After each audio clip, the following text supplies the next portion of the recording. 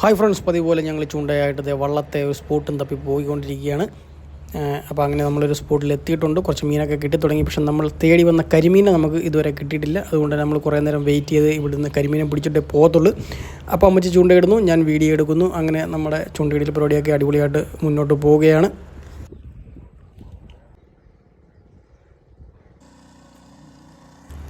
Friends, നമ്മൾ വിചാരിച്ച പോലെ ചൂണ്ടയിൽ എന്തോ വലിയ മീൻ ഉടക്കിയിട്ടുണ്ട്. എന്താണെന്ന് പൊക്കി നോക്കുമ്പോൾ കരിമീൻ തന്നെയാണ്.